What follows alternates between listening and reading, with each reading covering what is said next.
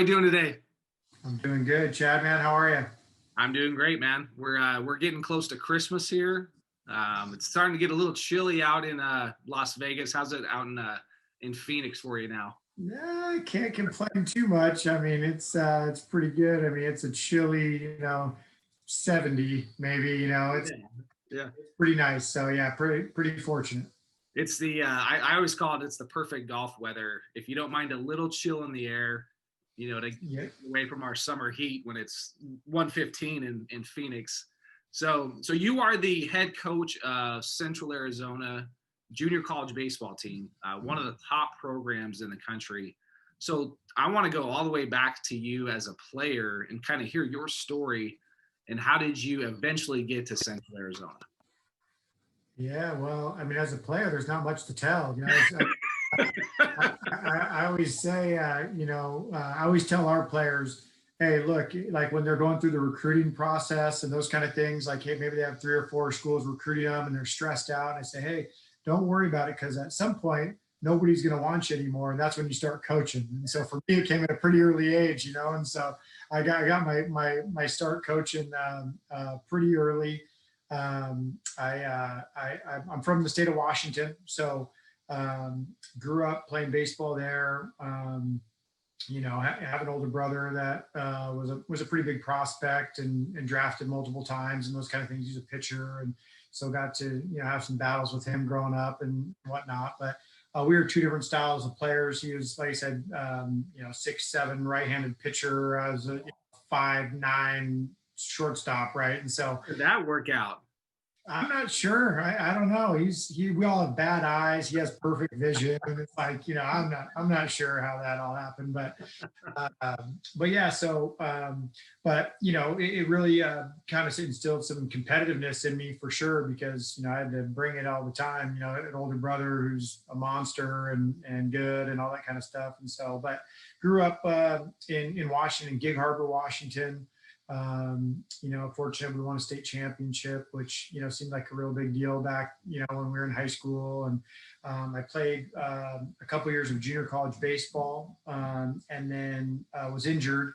And it robbed me of my last 2 years of playing. I wasn't going to chase down a professional career, I don't think. But it robbed me. I could have played my last 2 years of college baseball. I was a decent college baseball player, but ultimately it kind of led me into coaching. I wasn't exactly sure what I wanted to do at first. I really thought I wanted to be a teacher. I knew that I wanted to impact people at some level, and teaching seemed a perfect way to do it. And so I started my college, going that route after my 2 years of playing college baseball, and then it kind of just one of my classes had an internship where one of the options was coaching a sport, and so I was like, man, this might be pretty easy. Let's do that. And so I coached a JV high school baseball team in Ellensburg, Washington, and was hooked. And I graduated and I switched gears and said, I'm going to coach. Other people do this for a living. I got to figure out how to do this. And so that's kind of what got the ball rolling. And I've never had another job since. That's outstanding. And how old were you at this time? I was 23. So my first job was at the University of Puget Sound. I'm 23 and there's a fifth year senior that was 23. So it was like, I'm coaching guys the same age, and living in the same dorm room together. Yeah, it was great. Yeah, it was a good experience. I tried to get my foot in the door. I didn't know how to, I didn't really have a mentor at that time on how to do it, how to go about it. And so I didn't know what I was doing and how to even reach out to school. So I started, I called, Ken Knutson at University of Washington and said, hey, will you hire me at UW? And he said, no. And I said, okay. Well, then I called the next guy and just kind of went down the list, and I was from Washington. So I just went for it. I didn't really know how it went, and finally got a hold of Brian Billings at University of Puget Sound, and really thankful to him. He gave me my first crack at it, and gave me a shot to coach and learn and make a bunch of mistakes and I made a ton but he, like I said, he stuck with me and kind of gave me the freedom to just to learn, and so it was cool. It was invaluable for me as a coach moving forward for sure. That's awesome. And you were a middle infielder as a player, is that right? Shortstop, yeah. Yeah. You had that skill. Is that basically, as a coach now, is that been your, I guess, forte? Is that what you specialize in? I like as far as like on the field, you mean like I've always kind of been the infield coach until recently. The last couple of years, we hired an assistant coach, Joe Perez, and he's outstanding. He does a great job. He was at Grand Canyon University under Andy Stankiewicz. And so obviously, one of the guru infield coaches around and does a great job. And so, he wanted a crack at the infield. And, at first I was like, man, like, I'd never not coached the infield, but it was apparent right away that he was prepared and smart. And so he's done it the last 4 or 5 years, ever since he's been on staff. So he does that. I work with either catchers and the outfielders now, and Coach Ahern does the pitchers, so we have a great staff. I'm really lucky. I mean, those guys, Coach Ahern and Coach Perez, I mean, they work their butt off, and I mean, they do an outstanding job. But yeah, I mean, that's my background is infield play. And then I kind of run the offensive side, not necessarily the hitting. Coach Perez does the hitting, but like the team offense and in the third base box, the base running, the short game, that kind of stuff. I kind of manage most of that. Yeah, I know when you're as the head coach, you're coaching third base. I know you're just doing a lot of this. At Central Arizona, playing some of these teams, a lot of runs scored. So let's talk about your program. So Central Arizona. Tell us where you're located and how do we actually get to Central Arizona? Yeah, we're in Casa Grande, Arizona, or Coolidge actually is the address. We're closer to Casa Grande than we are to Coolidge, but so kind of right in between Phoenix and Tucson, which is great for us because I mean a lot of people say, oh man, it's kind of in the middle of nowhere and it's a little removed, and it is. But it's only, so there's not a lot of distractions from school and baseball and weights and those kind of things, which let's be honest, if you're going to a junior college, that's what you're going for anyway. You're not going for the frat, or you're not going for the football game, or you're not going for, all that kind of stuff. You're going for school, baseball, and weights. And so we can stay focused on that pretty good. But yet we're still, if we have a day off or a weekend off or something like that, we're still, 30 minutes from ASU and Phoenix, and we're 40 minutes from Tucson and U of A and those places. And so we're kind of right on like this scouting super highway, I mean, there's spring training going on, which all the area scouts, and then there's also the GMs, the cross checkers, the scouting directors all live kind of close here in Arizona. And then as scouts go back and forth from Phoenix to Tucson, going to see U of A and ASU and those kind of things, we're right in the middle. So we're an easy stop, right in between. And so we're pretty fortunate to get a lot of, exposure and that kind of stuff just because of where we're located and those kind of things. But being in Arizona with the weather and like I said, just around spring training and it's just great baseball. I mean, all through the state. I mean, it's just really good. There's a lot of talent, a lot of good players, a lot of good programs.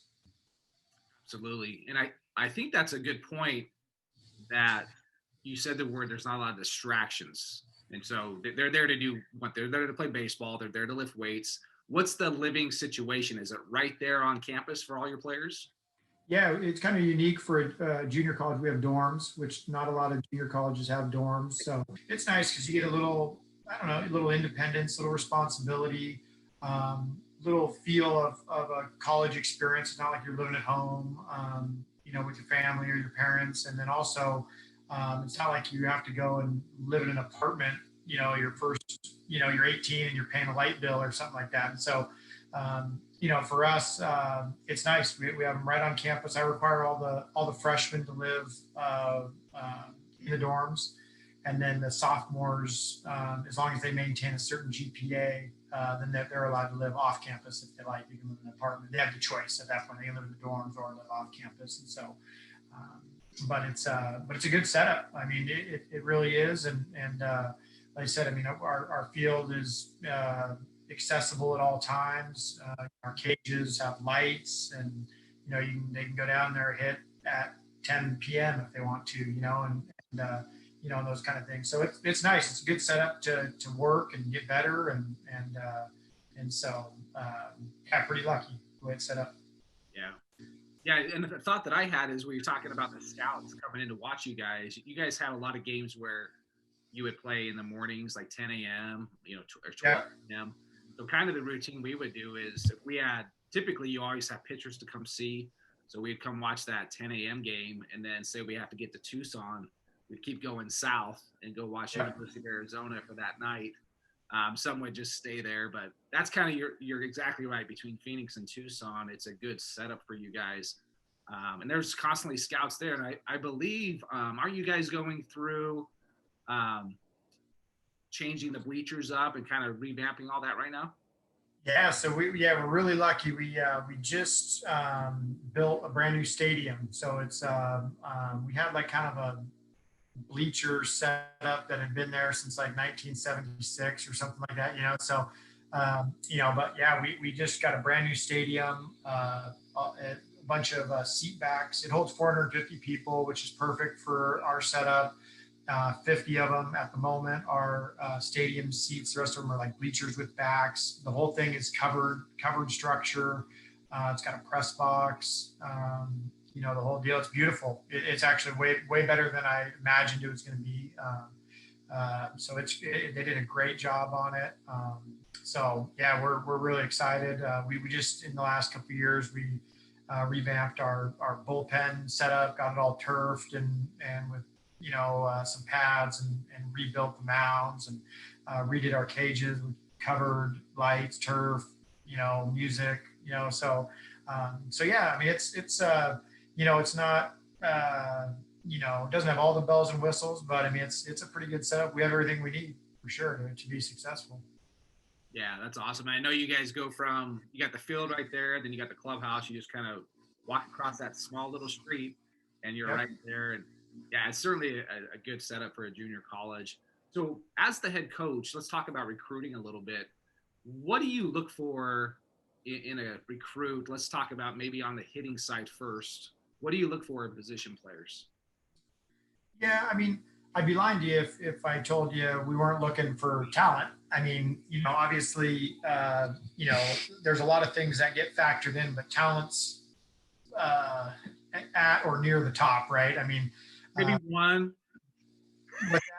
Maybe the first one, talent, right? Yeah, I mean, well, and the tricky thing is I mean, it's pretty easy to find good players just because of where we're located, and we're in Arizona. So, I mean, every weekend there's a new tournament going on, bringing out-of-state teams and international teams. And I mean, every weekend I could go to a spring training site and watch a new tournament and those kind of things. And so finding good players really isn't the problem. Finding the right players is a little more difficult. And so for us, we like the guys that, we're definitely a blue collar school, which most junior colleges are, but I think we're blue collar amongst the blue collars. And so if there is such a thing. And so, so we, like I said, I mean, we like those kind of guys that like to work.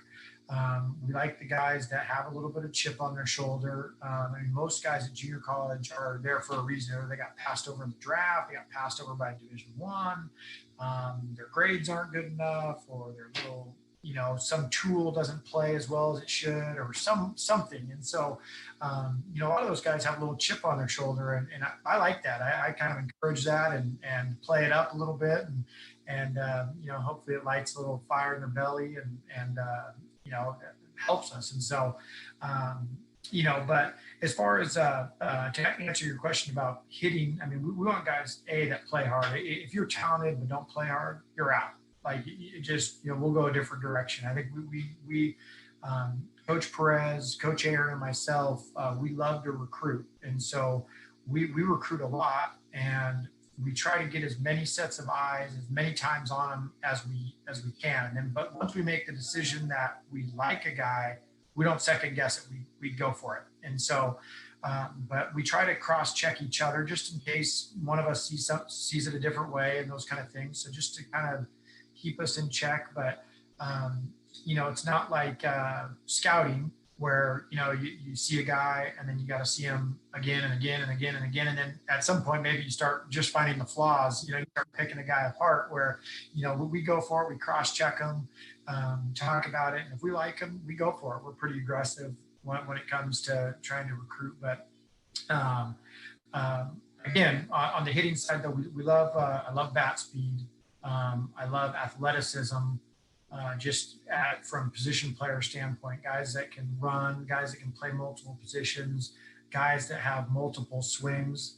And what I mean is, it's not just, hey, if it's right in there, they're going to hit it, but they're full on a pitch and they have the ability to stay on it and still, go with the pitch and with something behind it. And because not a lot of guys can do that. So we look for that kind of stuff and guys that have just multiple layers to their game, and because it's not always going to go well, unfortunately, right? And so, what happens when you're facing somebody that's got your number?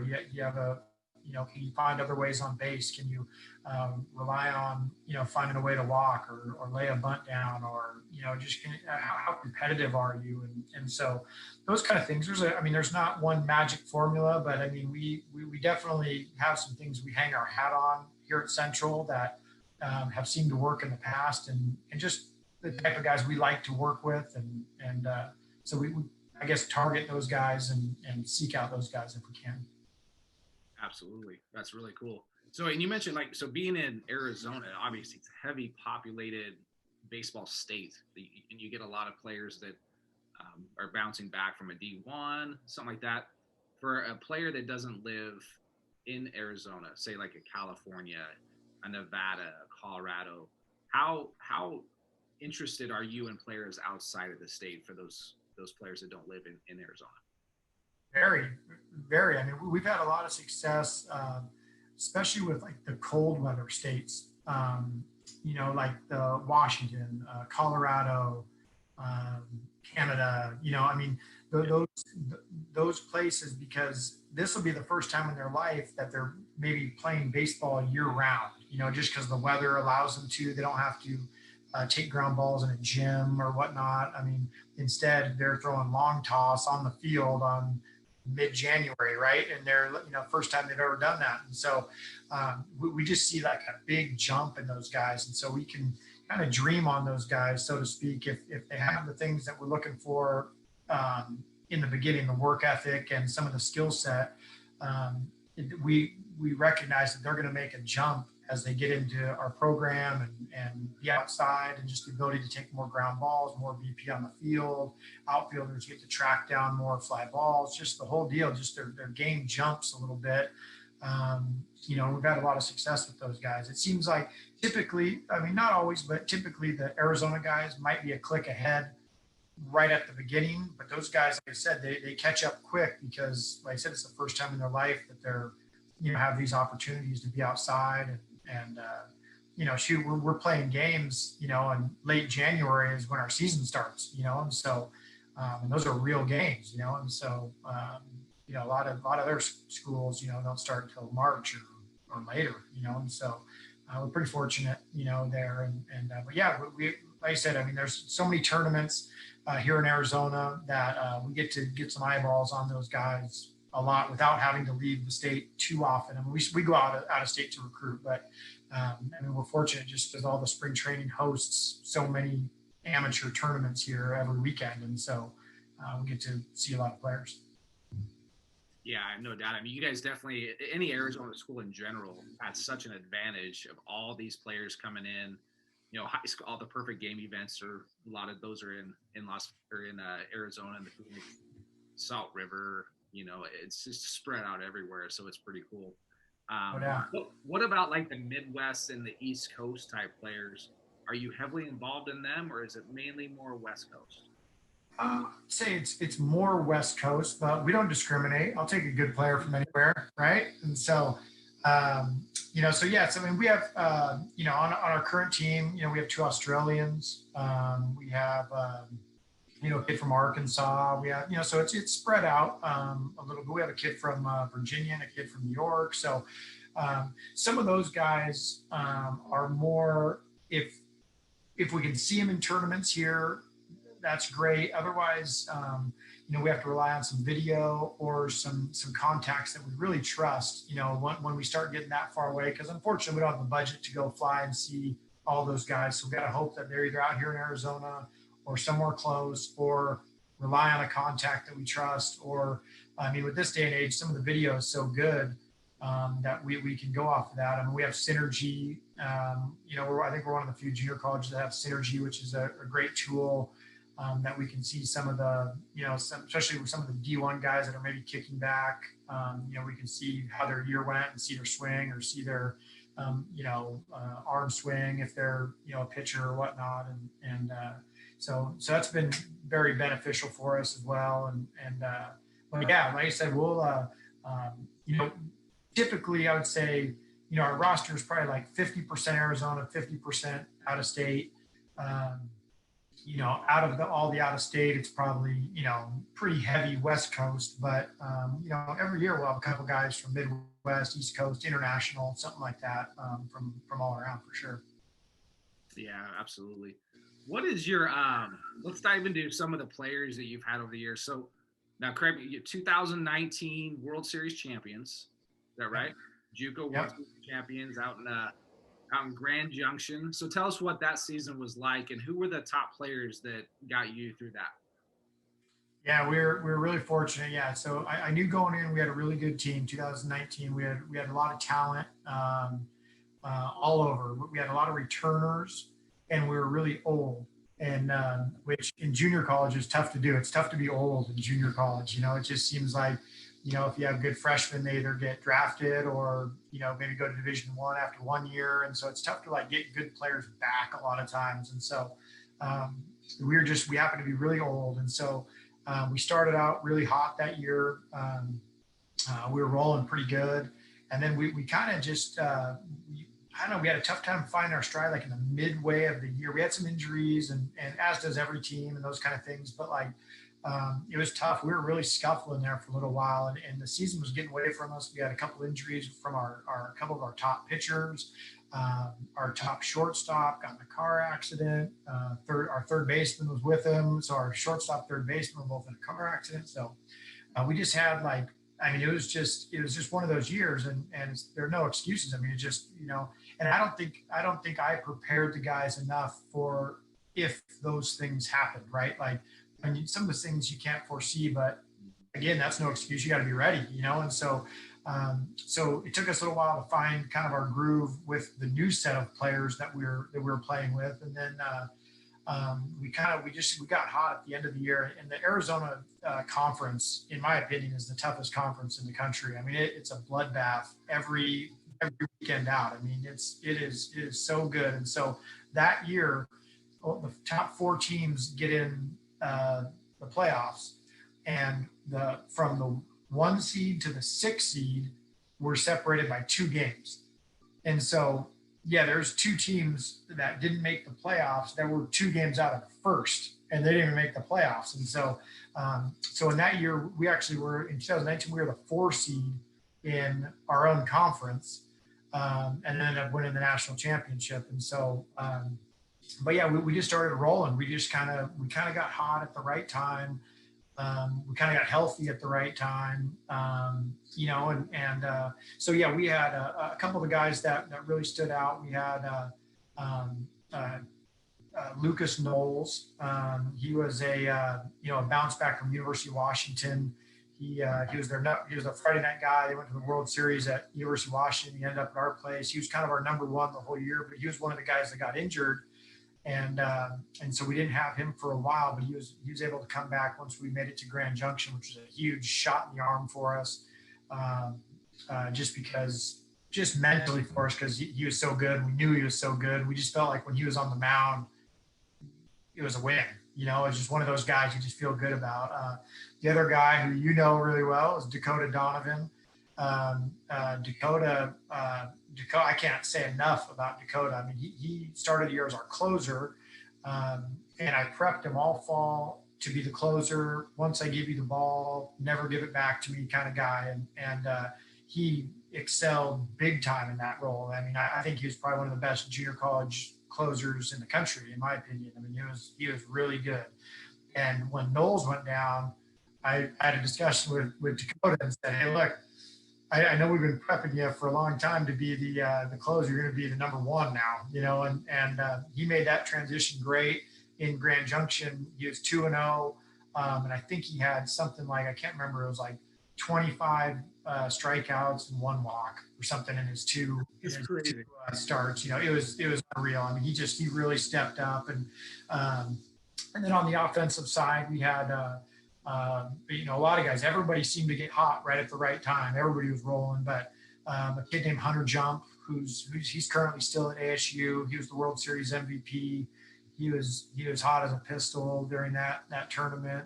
We had Liam Spence. He was our shortstop. He's currently the starting shortstop at University of Tennessee. Great kid. Ernie Ordonez. He was a draft pick that year by the Pirates, and so on. There were so many guys that just, I think like any championship team, you never really ride one guy. It's like, you're in the thick of it in baseball, especially so many different times. Man, our season's on the line, and boom, somebody gets the big hit or somebody gets the big out. And it was no different for us. I mean, we had multiple guys in multiple games, step up. And so it was fun to watch. It was a blur as it was happening, and it never really hit me that, man, I mean, I knew it was a cool deal, but it never really hit me until the day of the national championship game, because you don't play till 7. And, we had the day off before that too. And so it just seemed like it was taking forever to get to that championship game. And so that morning was the first time that I was like, ooh, man, like we're playing for a national championship tonight, And so, it's funny because I made probably like 20 phone calls that morning to anybody in my phone that was not related to baseball, because I was just trying to get my mind off it. Like all the work had been done. Like we had met as a coaching staff, we had prepped, we had, went over the scenarios and all that kind of stuff. And then, I just tried to call a bunch of like, just, people that were unrelated to baseball just to get my mind off it a little bit. And then we went out and played and found a way to get it done. That's awesome. Yeah, it's interesting you brought up Dakota Donovan, because I knew he was such a big part of that team. And as a scout, that was the only player I think I've ever got from your team. Yep. I believe Jeff Scholzen was always he was this former scout for the Brewers. He runs PBR Utah now. He was at that game, and I know that kind of paying attention to the games and watching stats and things like that, we had discussed what he did in the World Series, and he was like, dude, this guy, he was just dominating, right? So to kind of paint a picture of Dakota Donovan, 6'7", 240 pounds, just a monster. He was like 6'5" as like a freshman in high school, like just early bloomer, throwing 90 already as a freshman in high school. Just like, this guy's got a chance to do something. Committed, I believe, to Oregon State pretty early, like sophomore, before his junior year, I believe. Gets to Oregon State, not a huge presence there, kind of mixed in the shuffle, and then he ends up coming to your place, transferring, and pretty decent year. I think his first year, right? Then he came back a second year. No, he's just at our place for 1 year. So he was at Oregon State for two years, yeah, and then came to our place just for 1 year, and he killed it. Yeah, he killed it our year. Yeah, so just came back and dominated, and he turned into what we kind of envisioned when he was a young kid, an up-and-coming high school prospect that didn't quite turn into the big prospect his senior year in high school, but kind of grew into that big body, right? So there's a lot of big kids that they grow fast early. I call them like the baby giraffes, right? Their athleticism isn't quite there yet. Really good as freshmen, sophomores. They kind of even out a little bit. Kids start to catch up to them talent-wise and skill-wise. But he kept working over the last few years. And the funny thing about Dakota, we drafted him, and because he pitched in the World Series and had so many innings, we shut him down immediately. So I don't know to this day, and then COVID hit the next year. I don't know if he's even pitched one inning yet. Uh, Yeah. I'm out of the game now, but I don't even know if he's still an Angel, if he's still a part. Have Yeah. you heard from him at all, or?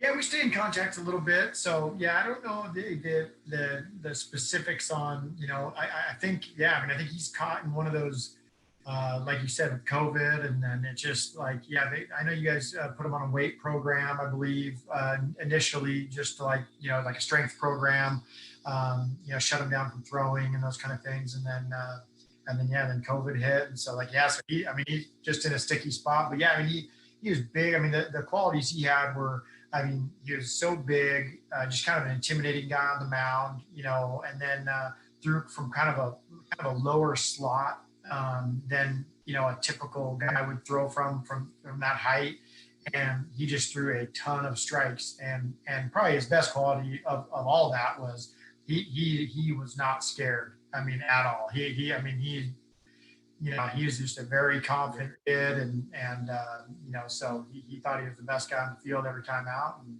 he might be right, So, Yeah, um, yeah, big 6'7" righty coming at like a 3/4 slot with a hard sinking up to 96, roughly around there, and then a hard slider yep, darting away from righties and bearing in on lefties.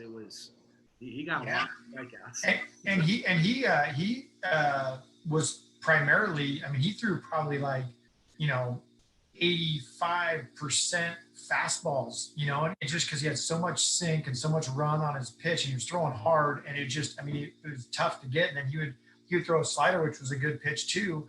But typically, I mean, he hammered guys with fastballs all day long, and he threw a ton of strikes, and I mean, he sure was a good one. I mean, he stepped up. We're not winning that tournament without the way he stepped up. I mean, he pitched in game one, and then he came back, and we played Walter State, which was loaded. I mean, they were really good, and I was thankful that it matched up, that he got to throw against them, because I mean, I thought they were, I mean, talent wise, probably the best, the most talented team we played in that tournament, just all the way around. I mean, they had guys all the way up down the lineup, good arms, like, so I knew we were going to have our work cut out there, and he did a good job against them. Yeah. So being at one of the top JCs, you get a lot of draft guys, like you said. You get talented guys that are only there for a year. A bounce back that, in my opinion, was one of the best hitters that came through while I was scouting there was Willie Calhoun. Right, just a short. If you follow Major League Baseball, he's been with the Rangers for a while. What is he? 5'8", 225, pretty thick body. Just, I think, hit 30 homers that year. Yeah. Now he didn't play for us, unfortunately. He was at Yavapai. Yeah, he was at Yavapai, so he was in the league, and that guy could really. I wish he came to our place. He was pretty good. It was, we had to account for him at all time. They had both Calhouns. They had Willie Calhoun and then Cole Calhoun, years before. Right. And so it was, as we're, sitting in the dugout, it's all right, Willie Calhoun's on deck. That he's going to hit a homer. So what are we going to do after that? He was a pretty special guy. And so, he's probably one of the better hitters in the league that we've ever had. Unfortunately, wasn't on our team, but yeah, he was pretty good. We have a kid this year that we're really excited about, that I think potentially could be one of the, in that same category. His name's Dayton Dooney.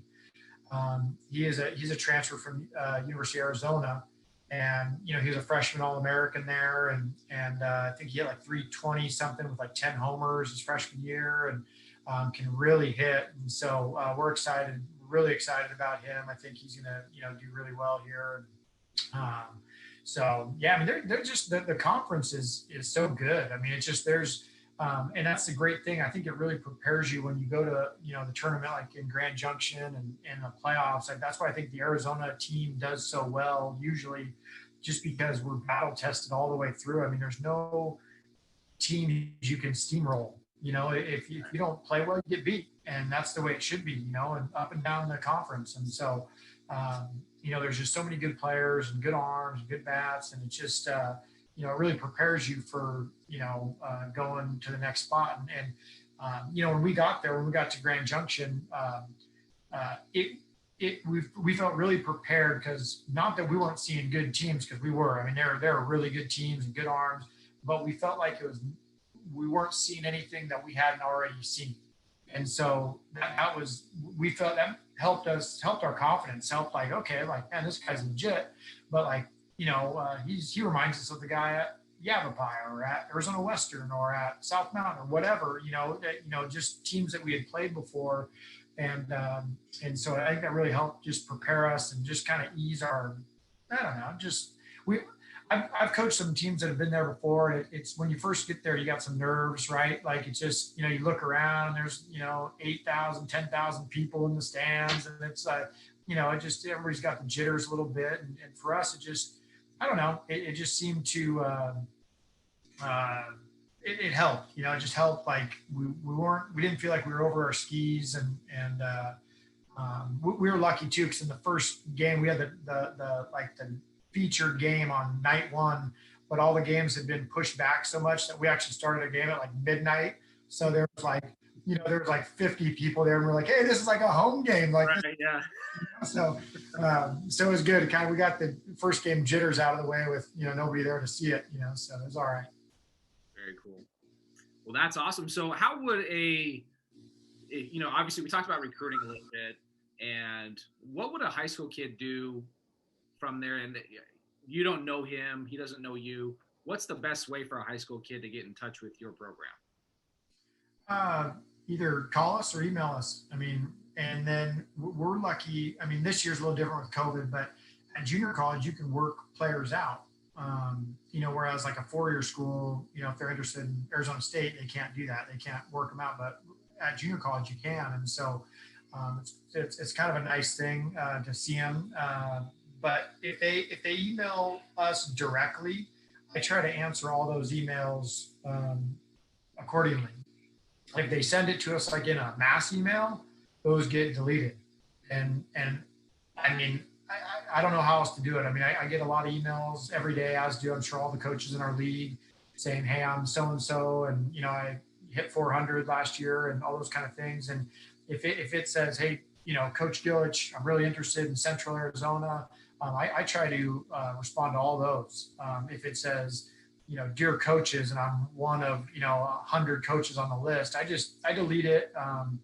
If it comes from mom or dad, I delete it. Hey, Johnny's real excited about coming to Central. My thought is always, well, why isn't Johnny emailing me then, if he's so excited about it? And so I don't know, that's just kind of some of the ways we do it. We love video. We love the introduction email or phone call.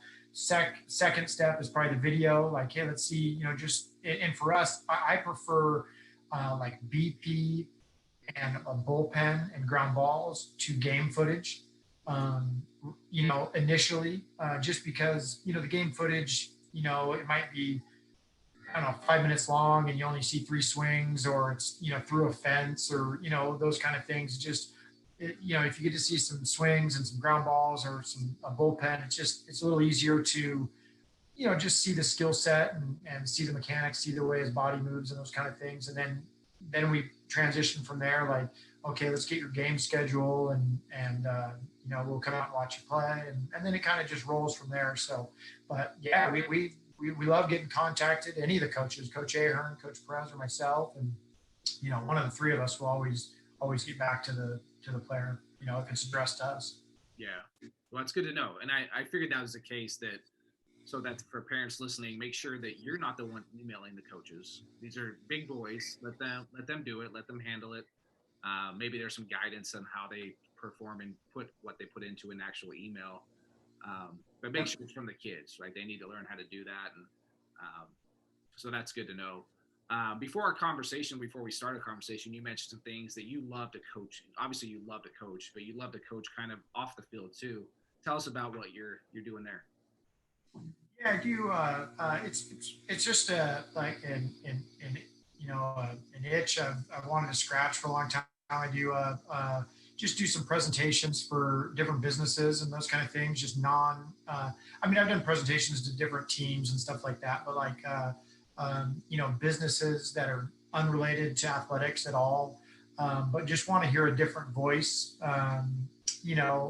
Instead of the same, that their boss speaking to them, those kind of things. I think a lot of the things in athletics and in sports and teamwork and all that kind of stuff translates to all different walks of life, whether it's a hospital, a business, a consulting company, whatever it may be. It's a pretty cool deal. So I've been doing that quite a bit. And like I said, it's just a secondary passion that I kind of have outside of baseball. It gives me like an outlet, something different, just to keep it fresh, to keep me challenged because, when you're giving a presentation, there's a good chance you can just fall around in your face. And I kind of like that, you don't know any of these people and you got to try to find a way to connect to them quick and those kind of things. So I really enjoy it.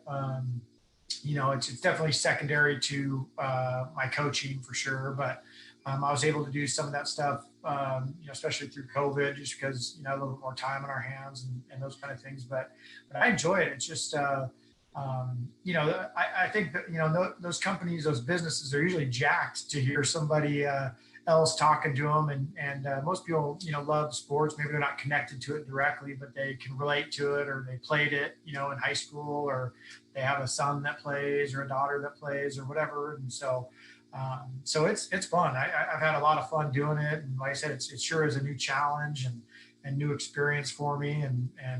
But certainly enjoy it for sure.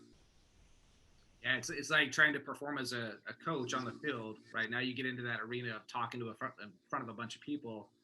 That's a whole performance in of itself as well, right? So, Well, like you said, I mean, you got to find ways to connect quick. Now, I mean, you do your homework before, just like a scouting report, right, of a team. You got to kind of do your homework on the business and see what they're all about, and talk to the bosses and those kind of things, and see what they are hoping to hear in the presentation and those kind of things. But yeah, I mean, when you go, it's different when, I mean, you have a plan, and then when you're in the room and you see some of the stares or some of the eyeballs, and you might have to pivot quick, and so it's fun though. I certainly enjoy it. Like I said, it's a new challenge. It's just it's a different challenge. Like I said, I mean, it's I don't know how else to say it other than the opportunity to fall on your face makes it enjoyable. And I know it's hard for probably some people to understand, but it's just. Um, I don't know. I enjoy it. Baseball brings out my competitiveness, the preparation. I love that part of it. I love to compete. This brings out just I don't know, just kind of some different things that I like to do, and then most importantly, I like to try to help. And so, like, if I can help any of these companies or businesses in a way where and this is how we do it. This is how we connect with our players through recruiting. This is how we run a practice. This is how we get organized. And it translates some way to maybe they take a piece of it to help run their own business. Man, what a cool deal. absolutely. Well, Anthony, this has been great, man. Lot of great information about recruiting, how to handle that, what you look for. Just a lot of great, little nuggets for parents and for high school, student athletes that are trying to look to play at the next level. It's certainly difficult. I went through this with my son, trying to get him, situated in certain areas. So it can be nerve wracking, certainly as you're going through as a parent. So how can you mentioned students and parents, well, mainly the student in general, how can they get a hold of you? You said email is the best way. And what is your email address? Yeah, my email address is just my name. It's Anthony dot Gilich, Gilich, at centralaz.edu. I mean, that's a great way to get a hold of me. All of our emails are online at vaquerosports.com. So if you want to reach out, to our pitching coach or to Coach Perez, or infield and hitting coach, all of our emails are right online. But that's a great way to start. And then, especially like for the out-of-state guys, if they're going to be in the area in a tournament, let us know that. Like, hey, coach, I'm really interested in Central. I'm going to be playing in Scottsdale, next weekend. Here's my game schedule. I'd love, for you to come watch me play. We love that kind of stuff. And so that's a great way to get started for us for sure.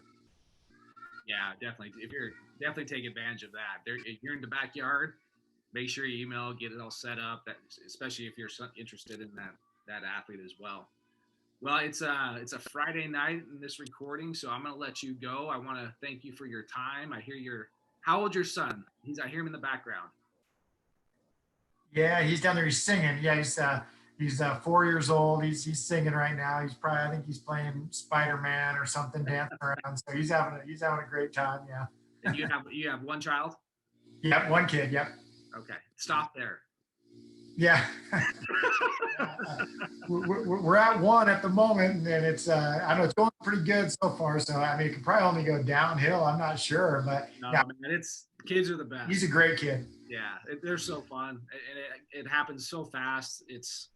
My oldest is going to be 21 here in a few months, and it's crazy how fast it goes. So enjoy it, and once they're out of diapers, it's amazing, you know. Yeah. Yep. Now, yeah, we're past that, so we're in good shape. Yeah, no, he's a great kid. It's fun to kind of just watch him grow up and get his own personality and the things he kind of gravitates towards and stuff like that. So yeah, it's been fun, man. He's healthy. He's a great kid, and so yeah, we're having a lot of fun with it. Awesome. Well, awesome, man. Have a great Christmas. I'm not in the scouting world anymore, but you guys come down to Vegas to kick off the junior college season. The last weekend of January, typically, when it's really nice during the day and it's freezing at night. Yeah. So I'll debate on whether I come see you or not. All right. We'll see how that goes. Yeah, that tournament always gets pushed back too. We always seem to have like a midnight start or something like that when it's like 35 degrees. Yeah. I will not be at that game. I'll tell you that right now. Yep. All right, Coach. Well, I appreciate you coming on, man. Have a great Christmas, and we'll be in touch soon. Appreciate it. Yeah, right on. Thanks for having me on. I appreciate it. It's fun. All right, we'll see you. Take care of yourself. Hey, guys. Hopefully you enjoyed that call with Coach Anthony Gilich at Central Arizona. He's a great dude. Guy's a great program. They've had a lot of success out in the Arizona area. So make sure you take his advice when you're a high school student.